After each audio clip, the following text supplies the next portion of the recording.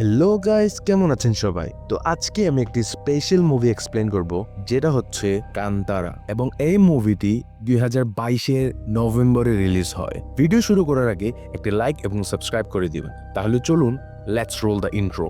তো মুভির কাহিনী 1847-এ শুরু হয়, যেখানে আমাদের বলা হয় দক্ষিণ কানাডায় একটি রাজা ছিল, যার সাম্রাজ্য অনেক বড় ছিল। ওনার সন্তান এবং স্ত্রীও ছিল, তার সাথে উনার প্রজা উনাকে সম্মান করত। কিন্তু এত কিছু পাওয়ার পরও রাজা শান্তি পাচ্ছিল না। কিছু কারণে সে সুখী ছিল না। তাকে সবসময় কনফিউজ দেখা যেত এবং তার ঘুম পর্যন্ত আসতো না। এই আত্মার শান্তির জন্য রাজা বিভিন্ন মন্দিরে যায় এবং অনেক সাধুদের সাথেও দেখা করে, কিন্তু তার কোনো কাজ হচ্ছিল না। অবশেষে একটি পণ্ডিত রাজাকে বলে তার একা একটি সফরে বের হতে হবে, যাতে করে তার আত্মার শান্তি হয়। তো এই জন্য রাজা জঙ্গলে বেরিয়ে পড়ে এবং একদিন সেখানে গাগ্গারার আওয়াজ শুনতে পায়। রাজা ভয় পায়নি, বরং তার মনে হয় এই আওয়াজ কেউ আদর করে তাকে ডাকছে। রাজা পিছু যেতে থাকে এবং সে ওখানে একটি পাথর দেখতে পায়, যেটার সামনে রাজা তার ওয়েপন্স ওখানে রেখে দেয়। এবং এই ঘটনার পর রাজা তার আত্মার শান্তি পায় এবং সে ওই পাথরটি নিয়ে যেতে চায়। কিন্তু এরই মধ্যে গ্রামের লোকজন এসে জড়ো হয় এবং গ্রামের লোকজন বলে, আপনার যা লাগবে তা নিয়ে যেতে পারেন, কিন্তু আপনি আমাদের দেবা পাঞ্জুরিকে নিয়ে যেতে পারবেন না। তখনই হঠাৎ গ্রামের লোকজনের মধ্যে যে কোনো একজনের উপর দেবা পাঞ্জুরির আত্মা ভর করে ফেলে এবং সে রাজাকে বলে, যদি তুমি নিয়ে যাও তাহলে এই গ্রামের লোকজনকে কে দেখবে? তো যদি তুমি চাও যে আমি তোমার সাথে আসি, তাহলে তোমাকে গ্রামবাসীদের ততটুক জমি দিতে হবে যতদূর আমার চিৎকার ছড়িয়ে পড়ে। এর বিনিময় আমি তোমার সাথে আসব, যাতে করে তোমার আত্মা শান্ত থাকবে এবং আমার সাথে গুলিগাও আসবে। কিন্তু খেয়াল রাখো, যদি তুমি কোনো ভুল করো, হয়তো আমি তোমাকে মাফ করে দেব, কিন্তু গুলিগা তোমাকে মাফ করবে না। এইসব কিছু শুনে রাজা মেনে যায় এবং সে দেবাকে সাথে করে নিয়ে স্থাপিত করে দেয়। তো গ্রামবাসীরাও কিন্তু অনেকগুলো জমি পেয়ে যায়। তখন থেকেই রাজা সুখী এবং সম্পূর্ণ জীবন পার করে এবং এখান থেকে স্টোরি 1970s-এ চলে আসে। তো এখানে স্টোরি শুরু করার আগে আপনাদের কর্ণাটকের কোস্টাল রিজন সম্পর্কে একটু বলতে হবে, কারণ এটি হচ্ছে গুরুত্বপূর্ণ। এখানে খুব একটা ডিটেলে বলা যাবে না, তার জন্য একটি সেপারেট ভিডিও বানাতে হবে। ততক্ষণ পর্যন্ত আপনাদের বেসিক্স গুলো জানিয়ে দিচ্ছি। তো উডুপি ম্যাংলোর সাইডের লোক, যাদের মাদার টাং টুলু হয়, ওই সব লোকগুলো দেবাকে অনেক মানে। দেবা তাদের জন্য সুপার ন্যাচারাল একটি স্পিরিট, যেটি তাদের সেবা করে যাচ্ছে। তো এই কালচারের পার্ট হচ্ছে ভূতাকোলা, যেখানে নৃত্য আর্টিস্ট অথবা পারফর্মার পারফর্ম করে এবং তার উপর দেবার আত্মা ভর করে। তো যে দেবার পারফর্ম করে, সেই ব্যক্তিগুলো একটি ফ্যামিলি থেকে আসে এবং তাদের পূর্বজরাও তা করে আসছিল। এবং গ্রামবাসীদের পুরোপুরি বিশ্বাস এই দেবাদের উপর আছে এবং এই দেবাগুলো বিভিন্ন গ্রাম্য বিচারও করে থাকে। এবং তুলুনাডুর মানুষগুলো বেশ কয়েকটি দেবাকে মেনে থাকে এবং প্রতিটি দেবার নিজস্ব একটি কাহিনী থাকে। ফর এক্সাম্পল, পঞ্জুর্নি, গুলিগা, কালকুরা ইত্যাদি। মুভির শুরুতে যেখানে আমরা দেখতে পাই একটি গ্রামবাসীর উপরে দেবা পজেস করে, সেই লোকটির বংশধর হয়তো পুরনো পারফর্মার ছিল এবং হয়তো দেবা তারই মাধ্যমে গ্রামবাসীদের সাথে কথা বলতো। এখানে আপনারা কিছুটা হলেও তাদের কালচার সম্পর্কে বুঝে গেছেন। তো মুভিটির এই কাহিনী বুঝতে আপনাদের সুবিধা হবে। সো 1970s-এ সেই গ্রামে একজন ভূতাকলা পারফর্ম করছিল এবং সেই পারফর্মারটি ছিল শিবা নামে এক শিশুর বাবা। কোলা পারফরমেন্স চলাকালীন আমরা দেখতে পাই রাজার সেই বংশধর বা তার ছেলের ছেলে, তারা গ্রামবাসীদের সেই জমিগুলো নেওয়ার ধান্দায় থাকে। তারা বলে যে কোর্ট যে সব জমিগুলো তাদের নামে করে ফেলবে এবং এই কথা চলাকালীন এসে তাদের বলে, তোমাদের বংশের শান্তির জন্য এই জমিগুলো গ্রামবাসীদের দেওয়া হয়েছিল, তো তোমাদের যদি জমি প্রয়োজন হয় নিতে পারো, কিন্তু তারই সাথে তোমাদের সব সুখ শান্তি শেষ হয়ে যাবে। এবং এই কথা শুনে তারা দেবাকে বিশ্বাস তো করছিলই না, বরং তারা বলে ওঠে, এই কথাগুলো দেবা বলছে নাকি পারফর্মার? এই পয়েন্টে দেবা রেগে যায় এবং বলে যে তোমাদের সিদ্ধান্ত কোর্টেই হয়ে যাবে। এবং কথা হচ্ছে, আমি দেবা না পারফর্মার, তো যদি আজকের পর থেকে আমাকে দেখে ফেলো তাহলে বুঝে ফেলবে আমি পারফর্মার, আর যদিও না পাও মনে করবে যে আমি দেবা। তো এই কথাটি বলে শিবার বাবা মশালটি নিয়ে দৌড়ে জঙ্গলের ভিতরে চলে যায় এবং হঠাৎ করে জঙ্গলেই গায়েব হয়ে যায়। এই দিনটির পর শিবার পিতাকে কেউই দেখে নাই। আর কথা ছিল রাজার সেই বংশধরদের তারা কোর্টের সিঁড়িতেই রক্তভূমি করে ওখানে মৃত্যুবরণ করে। এখান থেকে কাহিনী 1990 সালে চলে যায়, যেখানে শিবা বড় হয়ে যায় এবং আমরা তাকে কাম্মেরাতে পার্টিসিপেট করতে দেখতে পাই। তো কাম্মেরা হচ্ছে একটি খেলা যেখানে বাফেলো রেস হয় এবং সেই বাফেলোর উপর তার ওনারকেও রাইড করতে হয়। তো অল্প সময়ে যে এই রেসটিকে পার করে ফেলতে পারবে সেই হয়ে যাবে বিজয়ী। তো এই রেসে শিবা অনেক জোরে মহিষ রাইড করছিল এবং সে ডিসাইড করেছে যে সেই প্রথম হবে, কিন্তু সেখানে বেমানি করে ল্যান্ডলর্ডের বাফেলোগুলোকে জিতিয়ে ফেলা হয়। তাতে শিবা অনেক ক্ষেপে যায়, যার কারণে শিবা ল্যান্ডলর্ডের লোকদের সাথে পাঙ্গা নিয়ে নেয়। তারপর ল্যান্ডলর্ডই শিবাকে পুরস্কারটি দেয় এবং তার লোকগুলো বেমানি করার জন্য সে রেগে যায়।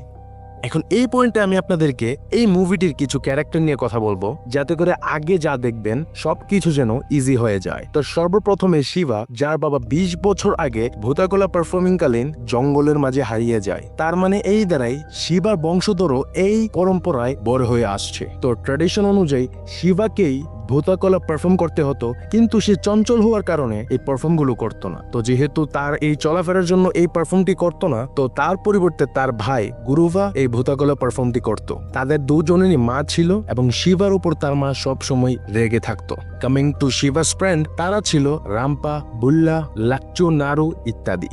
শিবার লাভ ইন্টারেস্ট ছিল লীলা এবং গ্রামের ফরেস্ট প্রোটেক্টর যাকে হায়ার করা হয়েছিল তার নাম ইন্সপেক্টর মুরলি, এবং যে ল্যান্ডলর্ড নিয়ে আমরা একটু আগে কথা বলেছি সে রাজারই বংশধর ছিল। তো এতক্ষণ তো এই ল্যান্ডলর্ডকে ঠিকই লাগছিল এবং তার সাথে সুদাকার নামে একটি লোক ছিল যার সাথে শিবার ঝগড়া হয়েছিল। তো কাহিনী চলাকালীন আমরা জানতে পারি শিবা এবং তার বন্ধুরা সবসময় ল্যান্ডলর্ডের কিছু কাজ করে থাকতো, লিগ্যাল এবং ইললিগ্যাল, যেমন জঙ্গলি পশুদের মারা, শিকার করা এবং গাছ কেটে দেওয়া ইত্যাদি। তো এসব কাজের জন্য ল্যান্ডলর্ড তাদেরকে কিছু টাকা বা মদ্যপান করিয়ে দিত। লাইফ ঠিকঠাক চলছিল, কিন্তু এরই মাঝে ইন্সপেক্টর মুরলি তাদের লাইফ হেল করে দিচ্ছিল।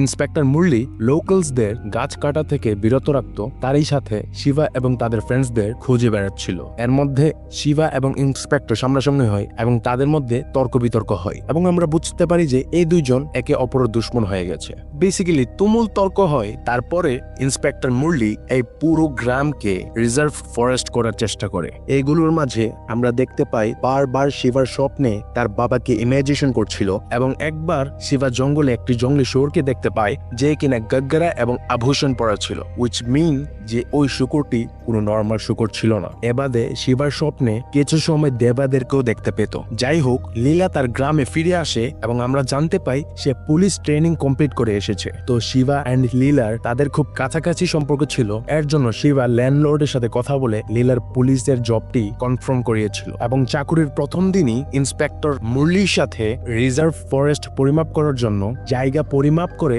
রিপোর্ট করার জন্য, মানে হচ্ছে যাদের বাসা ইল্লিগেল জায়গার উপর বা তাদের জমির কাগজ ছিল না তাদের জায়গার পরিমাপ করে গভর্নমেন্টকে রিপোর্ট জানানো হতো। তো এইসব কিছুর জন্য গ্রামবাসীরা ইন্সপেক্টর মুরলির সাথে তর্ক বিতর্ক করতে থাকে। এরই মাঝে শিবা এসে ইন্সপেক্টরের সাথে হাতাহাতি করতে থাকে। এই লড়াই চলাকালীন পুলিশ শিবাকে বেঁধে ফেলে এবং ওই লোকগুলো সুধাকারের লেবারের মাধ্যমে নোংরা এলাকাগুলো খনন করে চিহ্নিত করে। এখন এইসব ঘটনার জেরে গ্রামবাসীগুলো হয়রানি হয়। ইনফ্যাক্ট তারা লীলাকেও খোঁচা মারতে থাকে, কারণ লীলাও পুলিশদের সাথে ছিল। নোইং দ্য ফ্যাক্ট লীলার জবের এটাই ছিল প্রথম দিন। এনিওয়েজ, এই সমস্যাগুলো সমাধান করার জন্য ল্যান্ডলর্ড একটি উকিল নিয়ে আসে, যেটা কিনা গ্রামবাসীদের কাগজপত্রগুলো যাচাই করবে অথবা ওই কাগজপত্রগুলো কোথায় আছে সেই হিসেবে নতুন কাগজপত্র তৈরি করবে। উকিল এক এক করে গ্রামবাসীদের সবার ফিঙ্গারপ্রিন্ট কাগজে নিতে থাকে, কারণ বেশিরভাগই গ্রামবাসীরা সেখানে অশিক্ষিত ছিল। এর মাঝে ইন্সপেক্টরও তার কাজ মন দিয়ে করে যাচ্ছিল। এর মধ্যে শিবা তার বন্ধুদের নিয়ে আরো ইলিগেল কাজ করতে থাকে, যেমন শিকার করা বা আরো বেশি করে গাছ কাটা ইত্যাদি, যাতে করে এইসব থেকে পুলিশগুলোকে এখান থেকে বদলি করা যায়। যদিও শিবা বেশ কয়েকবার ল্যান্ডলর্ডের লোকদের সাথে ঝগড়া করত, কিন্তু ল্যান্ডলর্ডের শিবার প্রতি ছিল এক অন্যরকম ভালোবাসা। ল্যান্ডলর্ড যখন এক্সট্রা ম্যারিটাল অ্যাফেয়ার্সে যেত তখন শিবাকে গার্ড হিসেবে নিয়ে যেত এবং তার বদলে ল্যান্ডলর্ড শিবার সাথে খুব ভালো ব্যবহার করত, লাইক তাকে টাকা দেওয়া, মদ্যপান করানো ইত্যাদি। তো এক রাতে শিবা তার ফ্রেন্ডসদের নিয়ে একটি বড় গাছ কাটছিল। তো এরই মধ্যে সুধাকার এই তথ্যটি পুলিশকে জানিয়ে দেয়। পুলিশ এই কথা শুনে ডাইরেক্ট ওখানে চলে যায় এবং এই তাড়াহুড়ার মধ্যে একটি বড় গাছ পুলিশের গাড়ির উপরে পড়ে যায়, যার কারণে জিপে বসা সব মানুষগুলো আহত হয়। এই ঘটনার পর শিবার উপরে অ্যাটেম্পট টু মার্ডারের কেস পড়ে যায়। তারপর থেকে শিবা তার বন্ধুদের নিয়ে জঙ্গলে লুকিয়ে থাকা শুরু করে। পুলিশ শিবা এবং তার বন্ধুদের সব জায়গায় খুঁজে বেড়াচ্ছিল এবং এরই কারণে শিবা লুকিয়ে লুকিয়ে গ্রামে প্রবেশ করত। এরই মধ্যে একবার শিবা লীলার সাথে দেখা করতে আসে। দেখা করতে গিয়ে সে ধরা পড়ে যায়। এমতো অবস্থায় তাকেও তার বন্ধুদের কারাগারে পাঠানো হয় এবং ওই রাতে গুরুভা উঠে তৎক্ষণাৎ ল্যান্ডলর্ডকে ফোন দেয় এবং বলে যে সবকিছু ঠিক করে দেওয়ার জন্য, এবং ল্যান্ডলর্ড বলে যে সবকিছু ঠিক করে দেবে। কিন্তু সামনের দিনগুলোতে পরিস্থিতি খারাপ থেকে খারাপের দিকে যাচ্ছিল। শিবা এবং তার বন্ধুরা এখনো জেলের মধ্যেই আছে এবং পুলিশ পুরো এলাকাটিতে সংরক্ষিত বন ঘোষণা করার চেষ্টা চালিয়ে যায়। তো একদিন ল্যান্ডলর্ড সে তার জিপ নিয়ে কোনো এক জায়গায় যাচ্ছিল, তখনই সামনে সে গুরুভাকে দেখতে পায়। তখন গুরুভাকে জিপে বসিয়ে ফেলে এবং সে কোনো এক জায়গায় গিয়ে গুরুভাকে বলে এই পুরো গ্রাম এলাকার যত জায়গা আছে এই সব জায়গাগুলো ল্যান্ডলর্ডের, এবং গুরুভা যদি চায় সে তাকে 5 একর জমি দিয়ে দিবে। এর বদলে গুরুভা তার পারফরমেন্স চলাকালীন এটা বলতে হবে যে গ্রামবাসীদের সকল জমি ল্যান্ডলর্ডকে ফিরিয়ে দেয়। তো বন্ধুরা, এখানে আমরা ল্যান্ডলর্ডের আসল ফেস দেখতে পাই। তো গুরুভা এই প্রস্তাবে রাজি না হয়ে না করে ফেলে। গুরুভা বলে যে দেবা এরকম কখনোই হতে দেবে না। তো এই কথা শুনে ল্যান্ডলর্ড গুরুভাকে মেরে ফেলে। তারপর সুধাকরের মাধ্যমে তার মৃতদেহটি গ্রামে ঠিক ওই জায়গায় রেখে এসে যেখানে ভূতাকলা পারফর্ম করা হয়।